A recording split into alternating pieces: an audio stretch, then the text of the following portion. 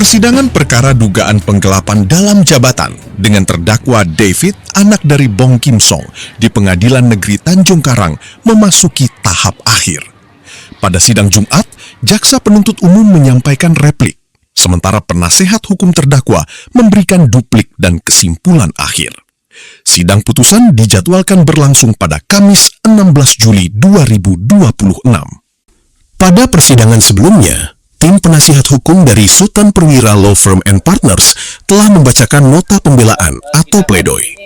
Dalam pembelaannya, kuasa hukum menilai terdakwa tidak terbukti melakukan tindak pidana penggelapan dalam jabatan sebagaimana didakwakan jaksa penuntut umum. Dari Pengadilan Negeri Tanjung Karang, Kota Bandar Lampung, Suryanto, Palapa TV mengabarkan. Dalam pledoi yang kami sampaikan, kami berkesimpulan bahwa David tidak terbukti melakukan tindak pidana penggelapan dalam jabatan, dan kalaupun ada permasalahan kerugian yang diderita oleh PT MBF, menurut pandangan kami itu adalah murni harus diselesaikan melalui ranah hukum perdata atau gugatan di perdata. Itu pledoi. Nah, hari ini tadi jaksa menyampaikan repliknya, dan pada intinya jaksa tetap pada tuntutan yang sudah disampaikan oleh jaksa, yakni David dianggap terbukti bersalah melakukan tindak pidana penggelapan dalam jabatan, melanggar pasal 488 KUH pidana. Tadi kami juga sudah menyampaikan duplik kami secara lisan. Pada intinya kami dari penasihat hukum tetap dengan nota pembelaan yang sudah disampaikan. Dan tadi juga masing-masing pihak, baik penuntut umum dan kami penasihat hukum terdakwa dan juga terdakwa David sendiri juga diminta menyampaikan kesimpulannya, kesimpulan akhir. Dan kesimpulan akhir yang kami sampaikan tadi, ya pada intinya dari penasihat hukum terdakwa menganggap permasalahan pidana penggelapan tidak terbukti dilakukan oleh saudara David, dan kalaupun ada masalah-masalah kerugian akibat perjanjian kerjasama atau usaha kerjasama yang dilakukan oleh David dengan PT MBF, karena memang masing-masing pihak melakukan kesalahan, itu penyelesaiannya adalah murni secara hukum perdata. Itu yang kami sampaikan di kesimpulannya. Ada tambahan dari rekan lain?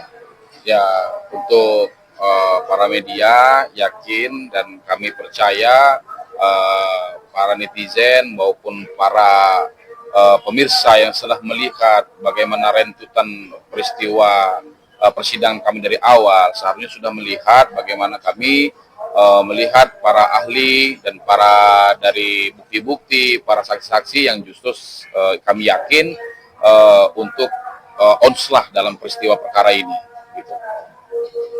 Tadi terdakwa David juga sudah menyampaikan sendiri kesimpulannya. Pada intinya menurut dia, kalaupun ada nota-nota atau faktur-faktur yang belum terbayar dari pembelian dia, itu bisa diselesaikan. Yang terpenting menurut dia, permasalahan rekening yang sudah dia jadikan jaminan dan dipegang oleh saudara Aldos pelapor itu direkapitulasi, dihitung secara bersama.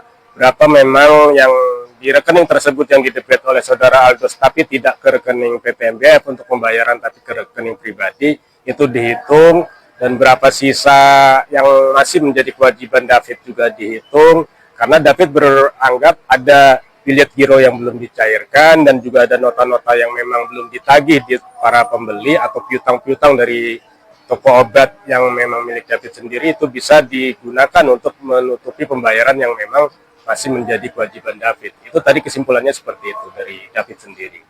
Ya, harapannya Bang untuk sidang hari Kamis besok ini seperti apa? Kamis depan itu agendanya adalah putusan, ya, pembacaan putusan dari majelis hakim. Harapan kami tentunya putusan dari majelis hakim adalah membebaskan David dari dakwaan atau melepaskan dari segala tuntutan hukum, dan kami berharap setelah putusan tersebut David dapat segera dilepaskan dari tahanan.